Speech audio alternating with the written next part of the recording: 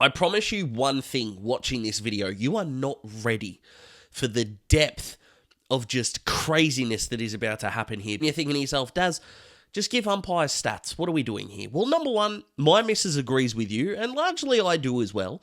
But also, I wanted to look at this from something that a lot of fans have called for and seeing if I can dissect a way to make it fully workable and still maintain the integrity of the medal. Because what the umpires told us last year, rightly or wrongly, is that Patrick Cripps had the best season of all time. And I'm not coming at this from a case of Patrick Cripps does not deserve to be a Brownlow medalist or a two-time Brownlow medalist. That's not what I'm doing here.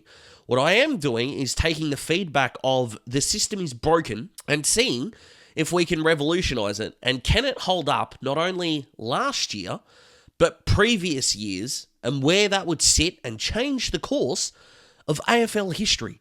So I promise you, more than any other video I will probably do for a very long time, come with me on this. So how the coaches system would work is very simple, because what I didn't want to do is make more work have to be done to coaches than what they're already doing, because I would argue that umpires already have to do too much. They have to umpire a game where the rules are not set in stone, and the Brownlow medal is just something else that is open to interpretation. And a lot of people are going to agree with the fact that coaches are going to understand impact maybe more than a modern umpire would.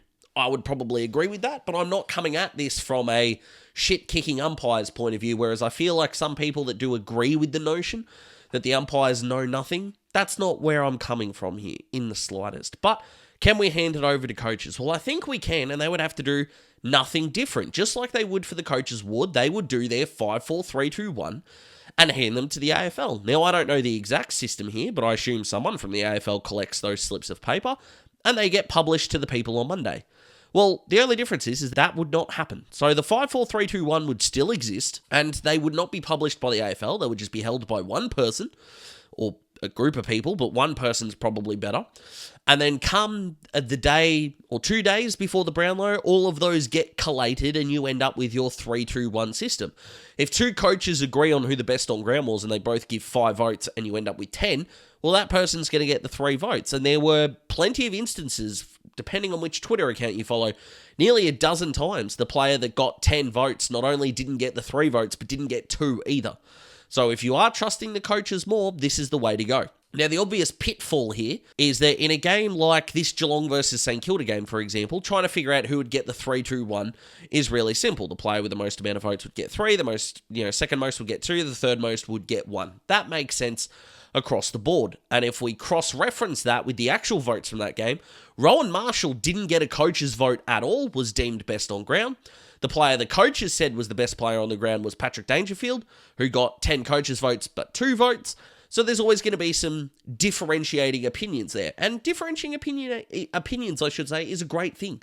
It's what this channel comment section thrives on. And I love that. Respectfully, of course, but I love that. But effectively, you do your 5-4-3-2-1, and it is up to someone, like I said, to collate those votes and create the 3-2-1s. That would be like an official count, because we don't want previous Brownlow medals being eradicated. We don't want, Cripps to get 45 this year, and then, next year someone gets 90 because you've got a 3-4-5 system, or 5-4-3-2-1 system, I should say. But someone should do that. And if you're thinking that's a lot of work, well, it is. And I would know, because I went through every round, every game, every coach's vote standing, and made it a 3-2-1 system. Now, the obvious downfall here of this system is, what if players are tied on votes? Hypothetically, let's say there's a Bulldogs game, and Marcus Bontempelli gets a 5 from one coach and a 3 from another, and Adam Treloar gets 4 from both coaches. They both ended up on 8. Right? Some may argue that the more consistent performance in Adam Treloar means that he should get it. He didn't get the lowest of the vote counts. If that's your opinion, that's fine. But I wanted to take this away from interpretation. So I used, rightly or wrongly, and I know that this point here is the weakness of the system, but that is the AFL player rating. And that is a set of numbers that I can't change, control, or manipulate to my liking, that is freely available. But that's what I did. Every one of these games got a 3-2-1, and AFL player rating split any ties. And what was produced from this was really interesting, and why I think this can work.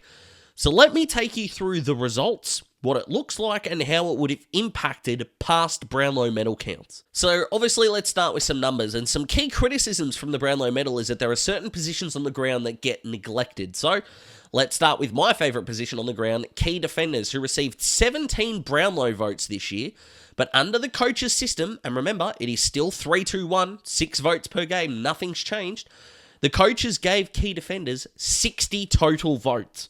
An incredible plus 43 tick for the key defenders. The key forwards actually stayed the same. The umpires gave out 99 votes. For the coaches, it would have been 100. For the small defenders, umpires actually like them better with 138 votes to the coaches' 126. Part of that could be the rebounding defender not getting as much love from coaches versus the umpires because impact on the ground may be lesser than how they're looking aesthetically.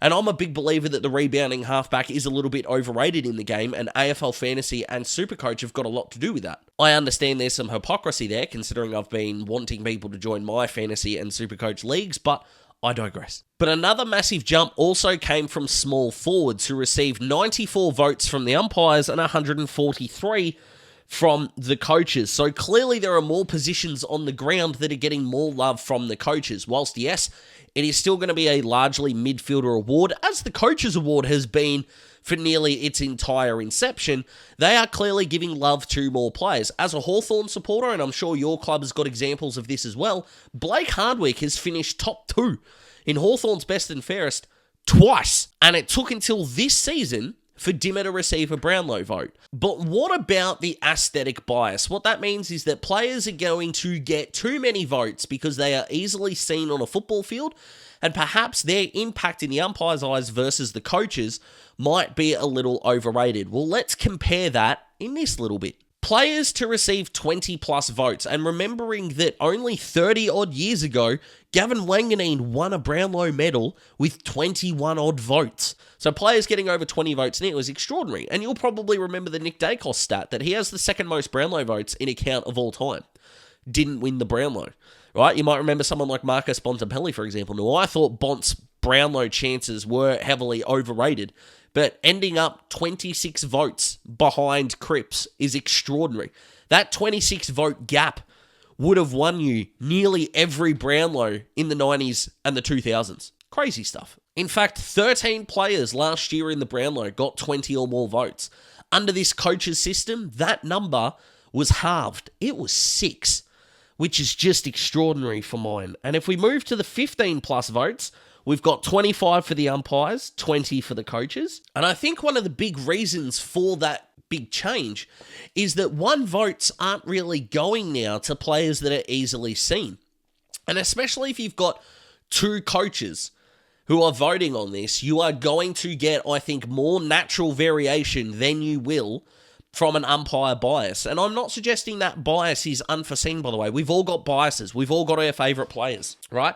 There is nothing wrong with that. Coaches have got their favourite players too. But again, it would stop things like people were saying that Nick Dacos got some votes unnecessarily later on in the year, where he got 5 from Craig McRae, probably, if they think that Craig McRae was like rigging it for Nick or something. But what would have happened there is that if he got 5 from one coach and none from another, odds are that instead of getting those 3 votes in the Brownlow or 5 votes or best on ground from the coaches, that 5-0 at 5 would at best get you 1 vote in the Brownlow. And again, that can't change because you're not having umpires who I'd like to think are still fans of the game as well, fawning over someone. And I'm not just saying it's Nick either. You think of guys like Noah Anderson, not this year, but last year, who had a big run, right? You're looking at players from opposition teams that maybe didn't do as well. Someone like Luke Davies-Uniacke. It took forever for LDU to start polling in the Brownlow, but he had some really good performances at the start of the year. Guys like that would also get better representation in this count.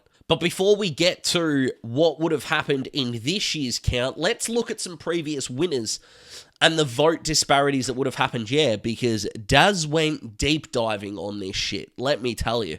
So let's start with 2017, Dustin Martin, the best season of all time according to some. The umpires gave him 36, the coaches would have given him 32, he still would have won it, no problem at all. In 2018, Tom Mitchell won it with 28 votes from the umpires, 25 votes from the coaches. He would not have won it that year, which is really interesting. Nat Fyfe in 2019 for his second Brownlow, the umpires gave him 33. The coaches would have given him 22, which absolutely would not have earned Nat Fyfe a victory. Lachie Neale got 31 from the umpires and 27 from the coaches. He still would have won that year. Ollie Wines got 36 from the umpires in 21. The coaches would have given him 27, and he still would have ended up on the podium. In 22, Crippa got 29 from the umpires, 23 from the coaches, still would have ended up top 5. In 23, Lachie Neale got 29 from the umpires, but would have only got 22 from the coaches, which would not have been a victory for Lachie and would have remained a one-time Brownlow medalist. And fun fact for you, Cripps and Bont were only separated by a vote in that count.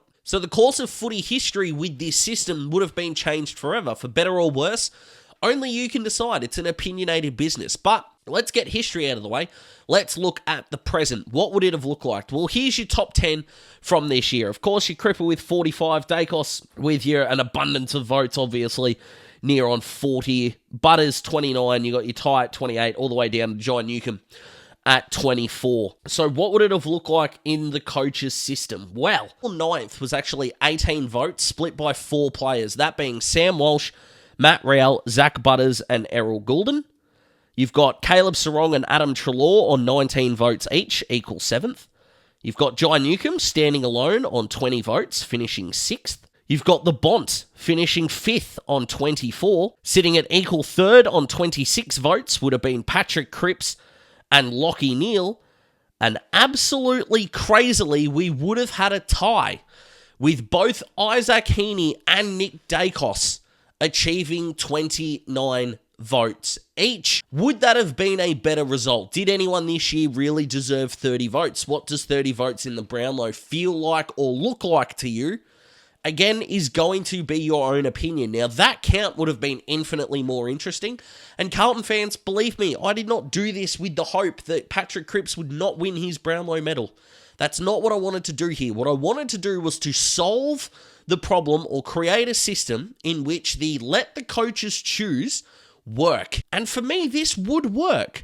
I would like this system more. You would have less people on social media complaining about so-called howlers, because umpires are easy to pick on, coaches not so much.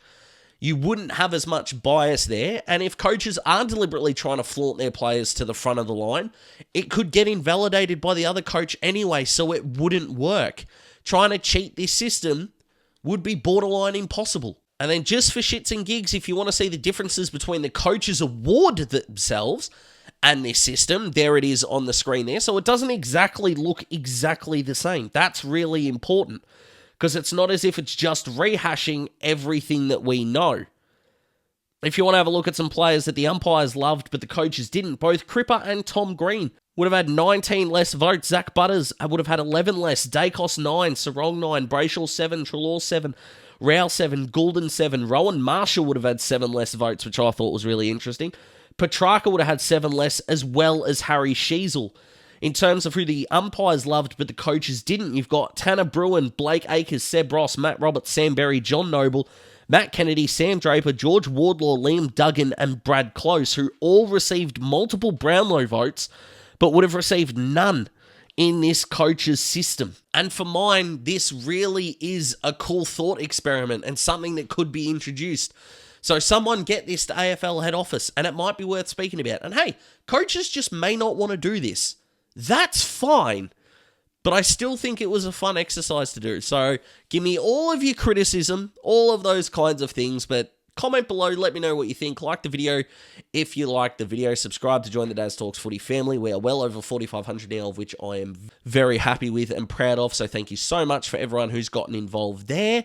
My dream team, my AFL Fantasy League is just about full now, so I appreciate everyone who's joined up there, and we are at over 35 entries into the Daz Talks Footy Supercoach League, which is pretty insane. So you'll be able to, if you're a subscriber, look around the community tab and you'll be able to see how to join those, especially the Supercoach one, because that's unlimited. The Fantasy one is not, but we'll see if we can open a second one.